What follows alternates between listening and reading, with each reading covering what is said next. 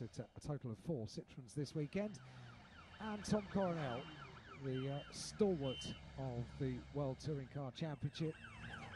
Great guy, huge character is Tom Coronel. And we watched some great in-car shots of him yesterday working away. Tom Coronel, who of course for many years has been associated with BMWs in the World Touring Car Championship. And, this year in a Chevrolet. Hugo Valente having a conversation with the team down in pit lane. A busy pit lane full of World Touring cars, and although this is only a practice session, not a qualifying session, we do have the opportunity with World Touring cars, as indeed we had yesterday, to stop the clock. The countdown stops, and they will get a full 20 minutes or thereabouts of a resumed session. And the cars are able to get back on set. You know, you mentioned the Citroen of the Chinese guy. Incidentally, something I might not know, that his F1 test drive for HRT catering. I did not know that. No. Yeah. Very good. I mean, he's done China touring cars, and he's still, obviously on his way up. But 26-year-old, that's pretty impressive. So obviously Citroen just given one of their finest cars to, an unknown. This guy's he's done British Formula 3 Championship national class and Super League Formula as well. So Citroen are just an ultra-professional outfit, aren't they? Their involvement with the World Rally Championship for so many years, that dominance that they had, the dominance of Sebastian Loeb, incredibly impressive. And then they switched their attention to the World Touring Car stage, and they within the company, that's where their motorsport program was going to go. And would you expect them to have done anything less than coming and dominated out of that with their selection of drivers? You couldn't ask for a better team, could you? Ivan Muller, Dushan is not here. Oriola, unfortunately, has just caused a red flag. So let's have a little chat with Hugo, who yesterday had a bit of a drama. Bit of a big crash yesterday, but good to see you back here today. Yeah, it was alright. It wasn't such a big crash, I would say, but it was okay. I mean, it's a really tough track. It's really hard to learn. It's only my second year here. I made a really small mistake yesterday. It was more the balance of the car, but yeah, it's a shame because we missed a lot of time to learn the track. But yeah, we're trying to gain back this time now, and step by step we'll try and be fast for qualifying. What's it like driving around the Makaó circuit? It's crazy. It's really crazy. You have to be really awakened, I would say, because you have to push yourself to push your limits, because the whole sector too has a lot of rhythm, and you really have to push yourself to be as close to the wall as possible. And even sector 1 with the fast right corner, it's I think 240 kilometers. So no, it's pretty crazy. There's no other track like this for sure. Well, hopefully the rest of the weekend will be great for you, Hugo. You deserve it.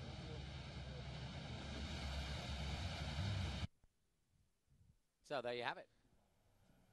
Good little interview, good insight, and as always, respecting and admiring this Makaó gear circuit. Gear, of course, if everyone wondered why it's called the gear, it's because of the hill that they go up and over. There's a lighthouse on top of it, so it goes back into history. We are at the entrance to the Pearl River estuary here, and this was a famous port back in the day, fragrant port, as it was known. Which is what Makaó means. I didn't know that. There you go. And I'm learning much this weekend. Thank you very much. I want to go to the lighthouse. I've never been to the lighthouse. It's beautiful, yeah. You've got to get up there. In fact, it's a great... If you weren't doing every session, I would suggest going up there, because to watch the racing... I was going to say, yeah, what a view. Yeah, but it really is, because you literally poke your head between the trees and see them zip in and zip out. And yeah, it's a beautiful shot. Tom Cornell, always a colourful car, and always gets a fair bit of media attention as well. And He garners it. he absolutely loves it. Makes a very good commentator as well. He is. Tom Coming Cornell. here several times. I hope he might come in again this weekend. Yeah, that would be good. That would be good. Always. You'd be pleased to know I bumped into Mr. Makaó last night. Oh, did you? Good Yeah. for you. Well done. Yeah. And And he said, "Hello, how are you?" And I said, "Great." I said, "Do you want to do the commentary?" He said, "Oh, I'd be honoured." I said, "No, we'd be honoured." And he yeah, I said, should say. he said, "Oh, if I have time." I said, "Well, I know you're a busy man, but come on in. We'd love to see you." So he said, "Oh, I'd love to come in." So if we ask, Eduardo Mortara may just come in. that would be absolutely superb. Of making a cup of tea and everything. There you go. Most Can't welcome. say fairer than that. No, you really can't. Verdi Banani's car. He's been coming here a fair few years, you know. Yes, he has. Yeah. You see, it's a great view of the really aggressive-looking styling on the cars for 2014. Verdi Banani in the Honda. And only now have we got Pepe's car airborne, so that has taken a while. We've not been. It's that one part of the circuit Yeah. that's actually really quite tricky to do anything from, if you know what I mean. Yeah, well, they're just about to guide it onto the back of the flatbed recovery vehicle, which is good news. And with the most And, successful of course, man it's here at Makaó, you've won 6 times, Rob. The only year you haven't run for 5 years was the year you won the championship. What are your hopes this weekend? Yeah, I mean, you know, it's been tough for us all year. We've had some good results, and in Makaó anything can happen, and for sure it normally does, as we've seen over the years. So we're running well. We were running well yesterday. We seem to be running well today. I think for genuine pace, it's the quickest the Lard has been this year overall. So yeah, I think we've sort of quietly got high expectations. Is there an approach to qualifying, a specific strategy you're going for? Sorry, Ben, say again. Not being talked to. Have you got a specific strategy for qualifying? Yeah, flat out and try not to hit a wall. Okay, thanks very much, Rob. Enjoy qualifying. Good strategy. Not bad.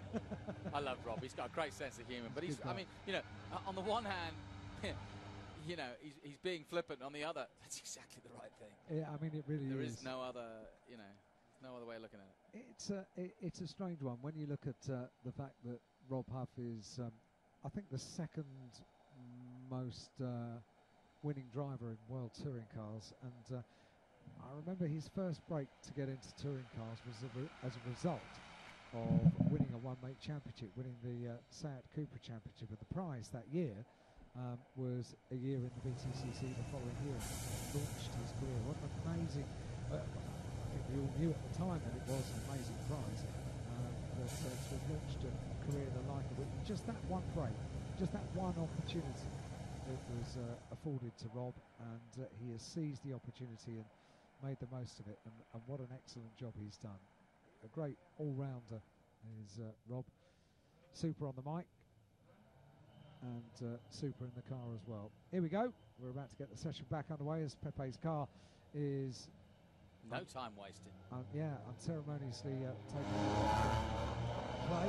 Montero, let's go. So he's Lopez, and Montero let's go now.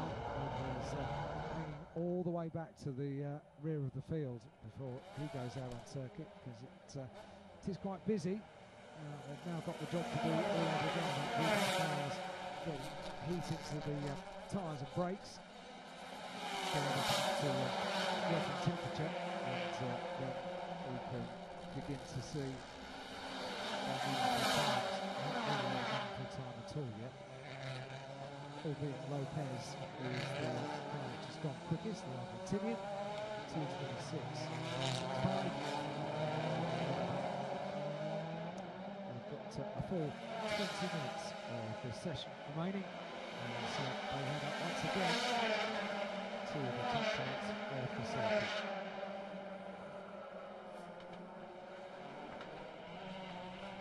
Practice for the FIA World Touring Car Championship gear race of Makaó, presented by Sun City Group. The session has just been resumed, and we've got 19 minutes and 20 seconds of the session remaining. And confirmation there on the screen of the order of Yokohama Trophy drivers as well. Franz Exler, who has been the all-dominant force in the Yokohama Trophy in 2014. The hugely experienced German driver. And we just heard from Hugo Valente down in pit lane with Alexandra. And now we see the very brightly liveried Chevrolet climbing up towards the Solitude S's and getting the cars up to temperature, getting everything up to temperature, and then we'll see some meaningful laps as surely now the remaining 20 minutes of this session, Jonathan, are going to be all about finding a setup for qualifying this afternoon. Yeah, like I said earlier, I think what's going to happen is we'll start to see some pushing going on and also some tactics. What to look for now with these touring cars is strategy.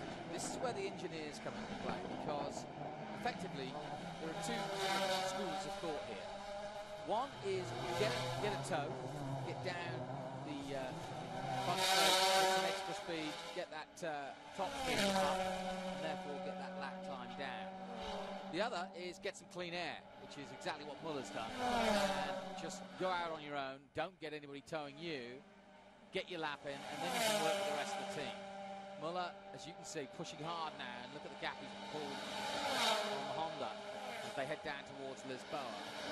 But that seems to be the tactic, and I think Muller, given the experience he's got, given his ability in the car, I think that's he's quite happy to play this on his own. And exactly what he's proved.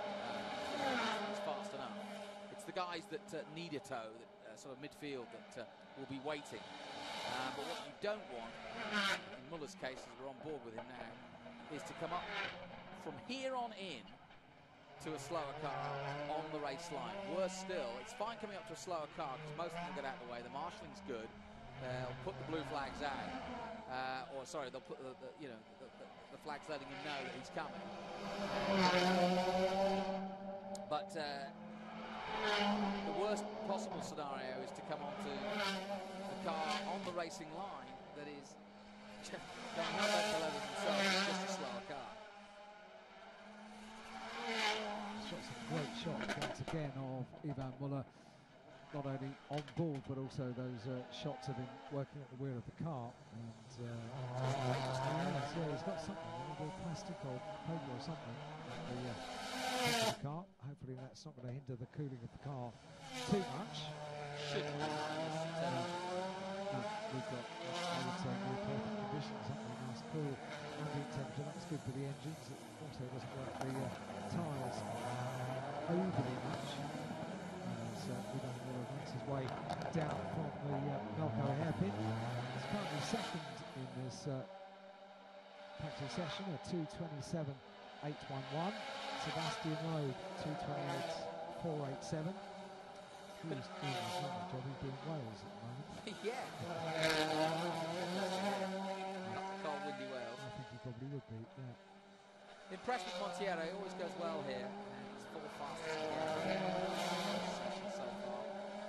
Montiero, who is fourth in the championship standings, has been on the podium a number of times, hasn't taken a win this year. He's seen the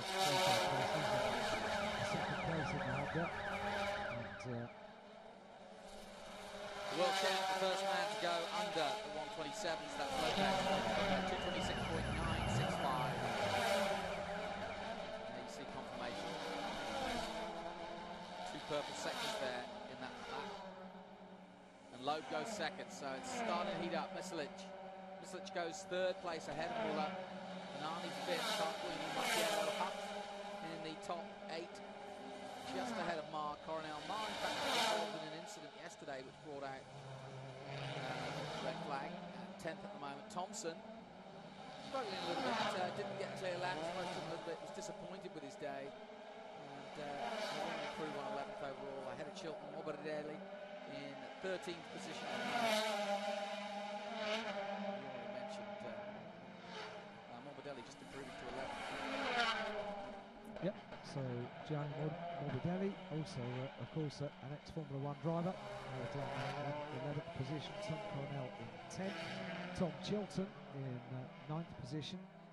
Now this is going to be an interesting one. Lopez, the man you're watching right now, the current world champion, on a flyer. He's just got a little bit of traffic ahead of him, but I noticed that the traffic that was ahead of him is going fast, and I don't see him. He's certainly got the time to get up to them by the end of Donna Maria. And here he comes. Through. The S is now down the hill. Police. Like I said, the cars I mentioned. The first 2 seconds were both purple at 2:26.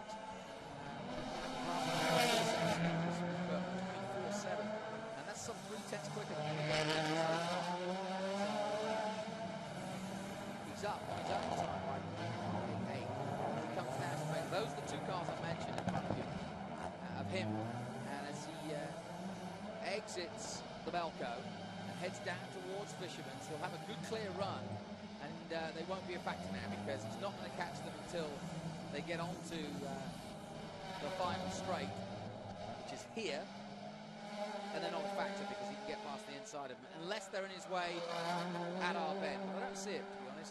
And so this should be a good quick lap, although sector 2 not as quick, 1:31.1, so maybe he won't improve on his 2:26.0. Here he comes across the line now,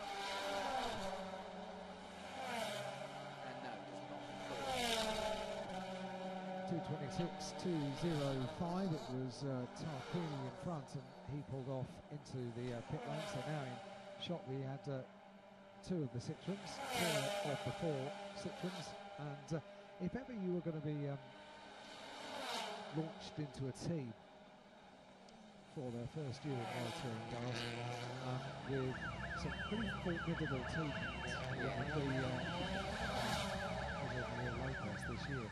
To have a 4-time World Touring Car champion and 9-time World Rally champion. No, it just that would be slightly intimidating, don't you think? And it hasn't been, has it? No. I mean, it's just exactly the opposite. It's pushed the game. Well, it's a bit like Daniel Ricciardo, you know. Everybody thought, ooh, is he going to, sink or swim? And boy, he's doing the butterfly. Yes, he will. It's Tomo. And a very, very capable pair of hands for any manufacturer entry in any tin-top championship around the world. And a huge amount of experience. As James Thompson looking at Tom Cornell's car being worked on down in the pit lane. A year getting used to it not being BMW. Interesting step around of cars and Yes. Like I said, there's been some, and Makaó is actually a good sort of benchmark. Dominance by manufacturing BMW for so long, but the heady days of the factory BMWs here, and for many years they dominated.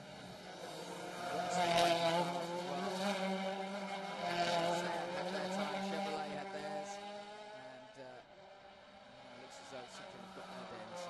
Andy Brio was a master around the streets of Makaó like no other, wasn't he? Yeah. In World Touring cars, and every year that you saw the way the championship was panning out as the season went on, and you realised that the final 2 races of the year were going to be in Makaó, you realised that, well, Brio, year after year it was, and Brio went into this meeting with a wry smile on his face, and I think played a significant part in the titles that he took in the World Touring Car This Championship. is what I mean by traffic. There's nothing you can do. Thierry's lap here is ruined because if he doesn't get past him now, which he does, it's a full caution yellow all the way around the next corner down to but he's lost the time. I mean, you just can't catch it up. Yep, already scored. Lopez down in pit lane. Into a number 1 for the side of the car for 2015. Very, very impressive that. And to secure the title before coming here to Makaó. Makes it even more an impressive feat. Thiago Monteiro there, the number 18 car, the Castrol Honda World Touring Car team. Thiago Monteiro at the wheel of the Honda. Off into pit lane as well, and we've got just under 9 minutes of this session remaining, and quite a few of them electing to head into pit lane. Yeah, I'm trying to work out if I can see any surprises. Bananis, I think, is the one for me, especially given that he spent a lot yesterday in the pits. Yeah, and you said that was maybe not so happy with yesterday. So sure it's going to be changes today. Teammate Rob Huff is up there in 8th position, 2:28.632. Tomo 2:29.843. So whatever they've done to change the car, this has been a job complete for Doug Thompson. Thiago Monteiro's car being serviced down in pit lane. Now, we're about to see the final service to go out and then put in a lap the like of which we're going to see in qualifying this afternoon. We've got enough time to do it. Just under 8 minutes of the session remaining. So the idea that top runners have elected to hop into the pit lane suggests that maybe we're about to see a shuffling of times with a view into the future of what to expect this afternoon. Yep. I think we might just see some last-minute forays into this. Lente getting some work done to the suspension. Out on track, Rob Huff. He's always good for a last lap. In the ladder. Going through Mandarin, using all the track. And this is a good Mandarin. Tell, by the way, the car drifts out the faster and wider corners, and how quickly they switch in. Yeah, just lose the back end slightly, but he kept it all together. Through the gearbox, second, third gear now, up the hill, climbing slowly. Very fast, actually. Steeper than it looks, actually. TV kind of flattens it out, it always does. It's a very steep hill, and it's quite bumpy, too, on the entry into here, which is why we've seen so many crashes into here before now. Back on the power, Huff. Beautifully done, third, fourth gear, and then leave it in fourth as he drifts right through the blind S's, past Teddy Ipsaz, solitude S's. Tell you what, crash there, you know you're in solitude. Confinement from your team manager. Just got a view of Peter, Rob's dad, who has been an incredibly influential person around Rob's racing career, and Peter is an absolute motoring enthusiast, motorsport enthusiast, but he's one of those motor racing fathers that keeps very much on there, lets his son get on with what he's doing. Peter's there with a bit of family support, a bit of moral support, but apart from that, he's there because he loves racing, and he'll turn up to motor races up and down the UK because he wants to. He wants to watch the racing, which is absolutely superb. And you know, Rob was substantiating the World Touring Car Championship programs that he's been having for many years, racing an MG, racing back in the UK regularly, on a regular basis, because they've got it coursing through their veins. Here's Rob. The Lada, car number 12. Does improve. He got his second sector was his best. He's 8th at the moment, just improves to 7th. Good for him. One more lap out of this. Possibly. Lopez has gone back out on circuit, so too has Loeb, so too has Mitrovic. Yeah, I think we'll just get a last kind of foray, and Huff is leading that at the moment. And the big boys, the big guns, getting back out now for a last run at this free practice. And remember, it's hard from certainly here, we're not privy to what's actually going on the pit wall to see what the strategy is here. But generally, they're running through a program. They're trying to improve their times, obviously, because this is the dress rehearsal for qualifying, so you want to not necessarily show your hand and push as hard as you need to, because a mistake here and it's all over. You just want to get the car hopefully set up to be in the best possible position for that qualifying. And also scoping the conditions as well, because I think the conditions are at the end of the day. What we've got right now seems to be what I think we're going to have for the rest of the day. Pretty much what we've had all week here in Makaó. It's been pretty similar. I must confess, I think the Honda looks very, very stable. We just saw going into his Rob the car twitching around. He's able to get very reasonable times out of the line. The car gets looking like second going into Lisboa. However, watching Gabriele Tarquini and Thiago Monteiro in the Honda, quickest cars from yesterday, they just look very, very settled and sturdy going into the corner. Pepe Ola's car on the back of that recovery vehicle having made its way back to pit lane, looking very sorry for itself. It's not in an ultimate state, it's in a repairable state, but sadly, they'll get that sorted. Yeah, they will. Sadly, there's a fair bit of work for the team to do Pepe's car. Let's hope they do, and let's hope that's the end of the bad luck for the Spaniard. He's racing, and again they're spazzing, and no mistake. Improvement again by Huff on that lap, moves him up to 6, so steady progress by the Brit. And but the big boys now, Lopez out on track, and he's just done his fastest first split. World champ, 2:26.0, he's chasing Del Bourne. Tarquini. Very often that you see racing drivers crossing their hands on the wheel, is it? That's not what they teach at school. No, well, it's not. Yeah, I think I'd probably be more concerned if they started feeding the wheel. Yeah, but hang on a minute. It's not often where you're going through the Melco. Yeah, exactly. So we'll let him off, shall we? Exactly right. Gabriele Tarquini, it is we're talking about. Good to have those little on-board shots of Gabriele working at the wheel, and he is about to complete his lap, and we'll see where Tarquini gets Tarquini with Lopez taking the times. 2:26.060. He's on second, so car number 33, Mar King Hua, is currently second at 2:27.200. That would be a nice result. He continues on this pace. 2:27.280 for Thiago Monteiro. Sebastian Loeb at 2:27.348. Michelitz at 2:27.718. And Muller completes the top 6, 2:27.811. You can tell these cars are very, very closely matched. They're all in the 2:27s. Only Lopez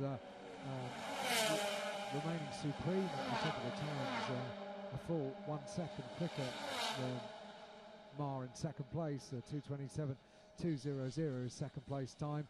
2:26.060 for Lopez, who tops the times. Very impressed with Mar's time. I know I mentioned that he's got some accomplishment for a Chinese driver not as familiar with this equipment as very impressed. That's brilliant, isn't it? And he's certainly no maestro.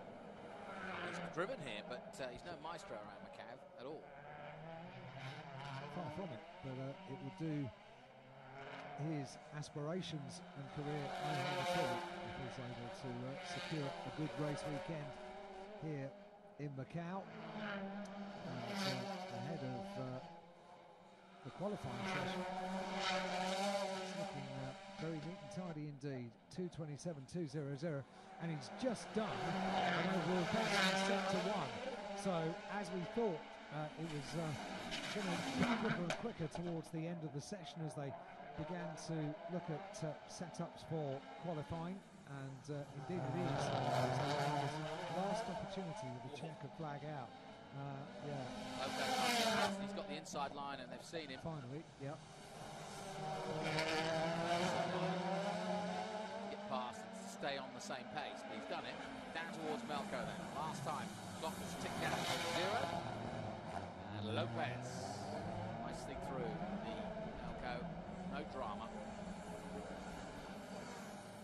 this has been a good session for the Citroen boys. And sadly, a very disappointing session for the guys who just saw on the screen. Oriola, very disappointing watching everything on the screen. Something that no driver wants to be doing.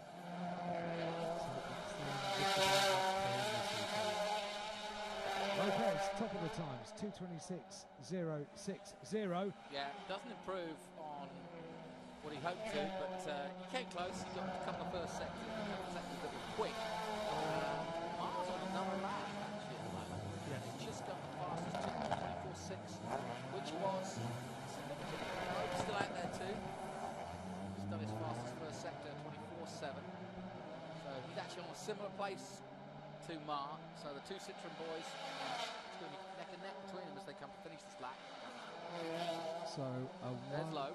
Yep, so watching the 19 rally champion and no purple middle sector for Mar. They chose number 9 for any reason. Nice it done.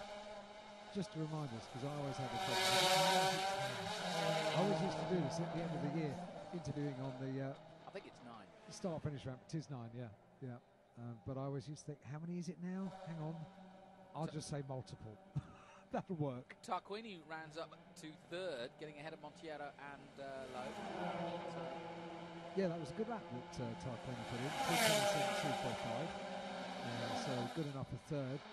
Gap to Lopez 1.1 seconds. I think the Hondas are going to have a solid weekend here in Makaó. Yeah, but you know, now you never know. Thursday, bit of a again, both Tarquini and Montiero. Yeah. It's always telling when they're together and the times, and they're almost identical times, 2:27.2, 2:27.28. So I mean, 400ths of a second between the pair of them. Yeah, let's not argue about hundredths of a second. Well, that's good engineering. That's good work. Yeah, that's super. good, work by the engineers and the drivers to be that close. Super work.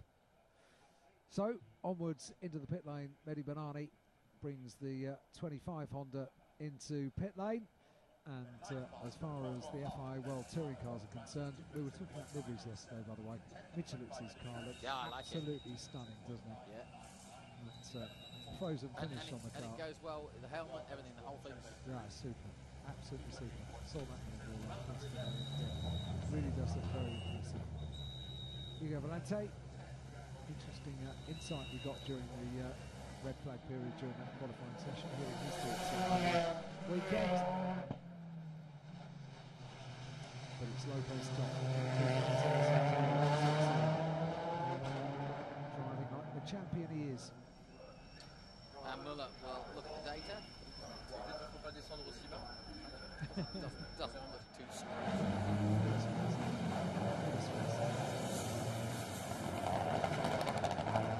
Has an unusual pet. Tell me. Has a donkey. Has a pet donkey. And in the summer months, the donkey lives You in. don't have a donkey? No. I thought everybody had a donkey. No, I don't have a donkey. Oh, mate, Trevor's And then moves north in the winter, and then back down to the south in the summer. Yeah. This is the donkey that does this. Yeah. A migrating donkey. Now that is different. Now you got me. See, now you got me intrigued. Donkey, monkey. Not that bothered. But a migrating donkey. He does. Yes. Does he saddle up? Does he take backpacks? No. What does he do? Ivan has a car that transports him. Truly. Absolutely true. Yep. Now you really got me. These are a donkey. Amazing facts about the 4-time World Touring Car Champion. Yep. Trailer. His name is Noe. No way. It is. I'm afraid. There's Mehdi Banani's car. Why does he feel like he needs to migrate the donkey? Oh, nice weather. Nice weather in the sunshine. Yeah. This doesn't sound like a healthy relationship. He is a pampered donkey. Lopez is quickest. We'll move away from pets. 2:26.060. Mar is second, 2:27.200. Tarquini is third at 2:27.245. Montero is fourth, 2:27.280. Rob Huff in his Lada down in 9th place. Tomo in 12th place. and Franz Engsler top in the Yokohama Trophy in 2014 down there as well. Pepe Oriola, of course, having an unfortunate time in free practice for the FIA World Touring Cars here in Makaó.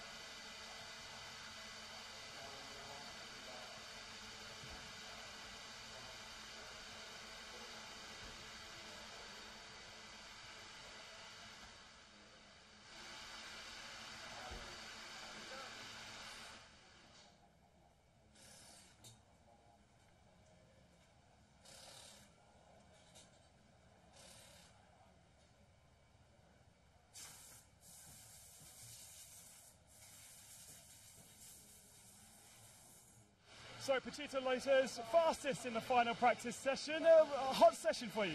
Oh, yeah. This track, I have a lot of respect, but I'm quite surprised, to be honest. I'm still surprised. I managed to be quick yesterday and today, especially with guys that have been so many times here. I expected maybe just to be a bit more slower than them. But it's been like this all year, so maybe I'm getting bored. People saying, I expected less, but it is the truth. So I'm very happy. I felt confident with the car. I still have my margins. But you never know, in the street circuit, even when you think you have margins, you are in the limit. So I think because of the lap times I did with the old tires, I think I'm in a good limit, with a good confidence. And we'll see, this is a weekend for celebrate, so maybe let's the other race. Enjoy the rest of the weekend. Congratulations. Thank you very much. Thank you.